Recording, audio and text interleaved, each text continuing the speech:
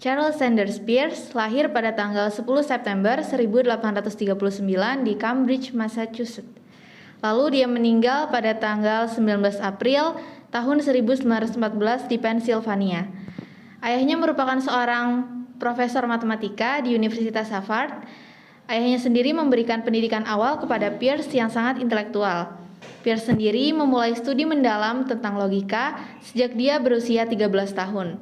Lalu dia juga mendalami studi ekstensi tentang filsafat saat dia berusia 16 tahun. Peirce lulus dari Harvard pada tahun 1859. Dia banyak berteori tentang logika, bahasa, komunikasi, pengetahuan, sains, makna, dan juga tentang tanda-tanda.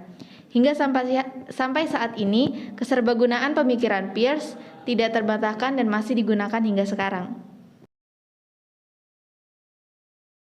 Charles Sanders Peirce mengembangkan teori semiotika yang biasa disebut triadisme yang memiliki 3 elemen. Elemen yang pertama itu representamen, kedua objek, dan yang ketiga itu interpretan.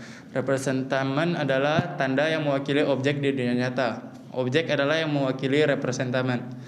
Interpretan adalah makna yang dihasilkan representamen dan objek dalam pemikiran seseorang. Konsep semiotika Peirce juga mencangkup ikon, indeks, dan simbol sebagai tanda-tanda cara mempresentasikan objek dengan cara yang berbeda.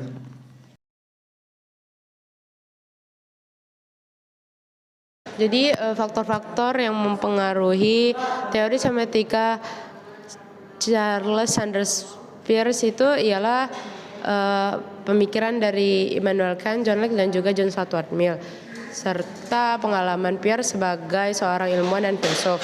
Peirce juga terinspirasi dari karya-karya para filsuf sebelumnya seperti karya Augustine, Aristoteles, dan juga Thomas Aquinas.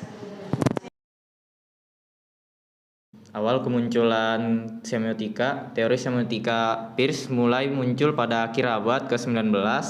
Mengembangkan teori ini melalui serangkaian tulisan seperti On a New List of the Categories. Dalam catatan ini terdapat struktur tanda dasar yang disebut Peirce pada tahap awal adalah tanda, objek, penanda. Dia berpikir tentang hubungan penanda antara tanda dan objek bergantung pada pemahaman dalam penandaan dalam kulus tertentu. Peirce juga berpikir bahwa representasi menghasilkan penanda lebih lanjut dalam salah satu dari 3 cara, yaitu ikon, indeks, dan simbol. Lalu teorinya dikembangkan lagi dalam beberapa karyanya yang berjudul How to Make Our Idea Clear, lalu Large at Semiotics. Yang ketiga ada The Theory of Science, dan yang lainnya lagi.